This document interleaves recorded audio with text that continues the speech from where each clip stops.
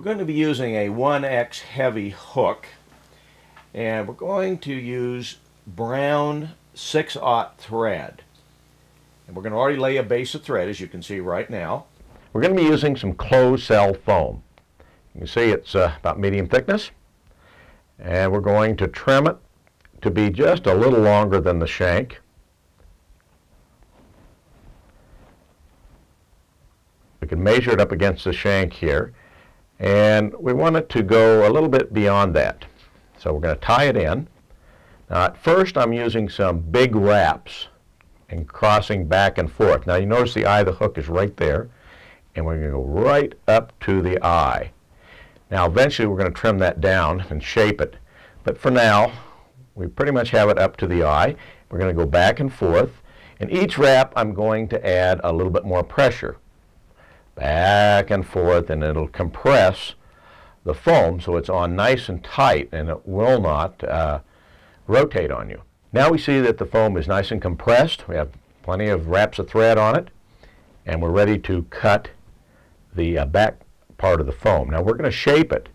I'm going to tilt it here so you can see it, and you can come up with your own designs on how to shape this bottom part of the ant. You don't want to have it too long.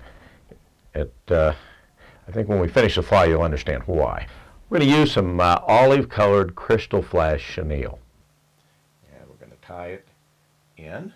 And then we're going to take a saddle. This is a light dun.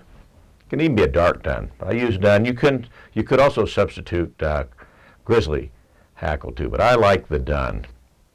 We're going to tie it in and then move our thread to the front. Now we're going to grasp the chenille and move it forward, just like that, right up. We're going to leave a little space here. So you notice this right here, just a little bit of space, about 3/4 of the way down the shank. And we're going to trim, tie it off. And at the same time, you don't even need any hackle pliers. If you have a saddle long enough, you're going to wrap it forward just like this. Just want a little bit of hackle there. Looks like a woolly worm with foam underneath it. Trim off our hackle. We have another piece of closed cell foam, a dark brown, that we're going to lay on top. We've already trimmed it out. We're going to lay it right on just like this. Make a couple loose wraps until we have it in position. Make sure that it's a little bit beyond the body part of the foam, the tan foam. And then we're going to tighten it up with a couple, 3 more wraps. Now we're going to use some round rubber legs, dark brown, and this is medium size, and I've cut 4 of them just in one big cut, about 2 inches. And we're going to take one of those, separate it right from the group. Now we're going to lay it right in to the side of the body just like that. Make one wrap to make sure that the legs separate just like that. You don't want to have one up and one down, but if they're put in properly, they'll be just coming straight out of the body. Now we'll make a couple wraps to tighten it up. Now they may start to come in on you like this, and that means it's kind of slipped in there, so you may have to bring your thread up over like that and move them around. You don't want them to have them right tight together. Okay, now we're going to get another one just like, and we've already of course got the same size because we cut them all at once. We're going to do the same thing on the other side. Lay it in, make one wrap. Now one thing you got to watch is to make sure you don't wrap your thread around like that underneath the hook. So once you get it in and you feel like you have it in position, then wrap about 3 or 4 more wraps. And then take a look at your legs and make sure that they're all in place. That looks pretty good. Now we're going to take our thread and advance it through the body, just like that, right up to the front where we have this little space. At the same time, we're going to pull our foam forward and tie it down, kind of like a humpback there. And we'll build a kind of a base in there. And make sure that you take your thread back to this tan underbody, just like that. That looks good. Almost looks like a sandwich right there. Now, what we're going to do is cut some pearl crystal flash. It's going to be an underwing. How many strands? Well, if you want to count them out, it's going to be about 25 strands. If you don't want to count them out and not take about 2 hours to tie this fly, just a nice little group. Kind of measure it up against maybe half the gap width will help you in how many you need.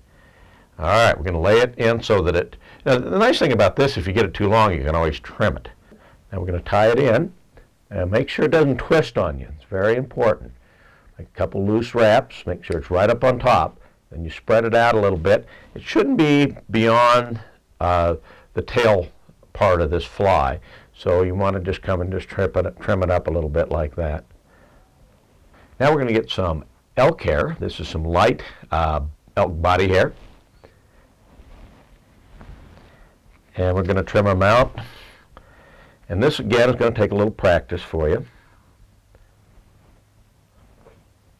You want to also stack it too. We're going to stack it here. We have a nice bunch of elk hair, about the gap width. We'll put it in our stacker, drop it in, stack it, and it's going to come back up nice and even.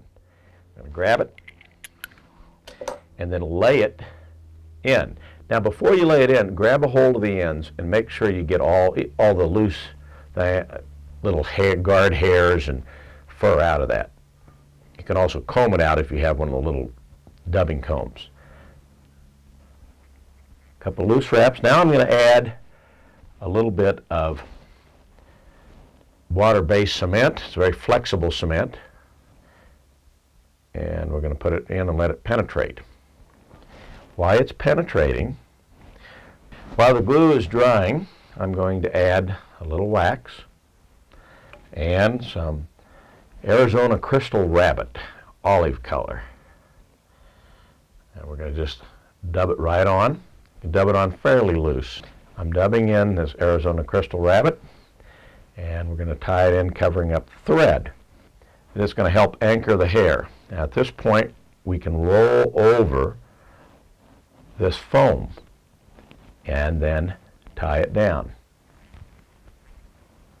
Now you can notice we've got a large piece of that foam hanging there. I'm going to turn it so you can see it a little bit better. We're going to come in and trim it just like that. And tie a few more wraps. Now we're ready to add the front legs. Can't have a ant with legs on the back and not the front. So we're going to reach around. We should have 2 legs left. And we're going to put them right in on the side, lay them in. And you'll get, the more you tie these, the more you'll get where you can put them in equally. Other than the first time, you're going to have to kind of play with it, with that first tie, before you tie it in with your anchoring wraps. Now we're going to go to the other side. You should only have 1 leg remaining now. We don't want to make this into a cripple, so we're going to put legs on the other side. Nice loose wrap until we get it on. Make sure that it's nice and even. And tie it down. Now you got to watch that you don't do that. Tie down that back leg because you got legs going everywhere. At that point, you can kind of take a look at your fly, make sure everything looks right, and you're going to bring your thread forward, make 1 wrap right in between the foams, and then the other wrap in front of the eye. And we'll get our whip finish and whip it off, and that will complete the fly. And we'll take a look at our Amy's ant. There it is. Now, it doesn't look like any ant. My daughter, actually, who I named this fly to, said, "Dad, ants don't have 8 legs," and she's right, but this really is to imitate a stonefly. The Chernobyl ant is just what the name says. Chernobyl ant means it's a mutant ant. Hung around Russia too long. This was the winning fly in the Jackson Hole 1 fly. The Frontier International Anglers used this fly exclusively to win the 1999 One Fly here at Jackson Hole. It's a terrific fly. You can use it for any kind of terrestrial. It'll work great for you.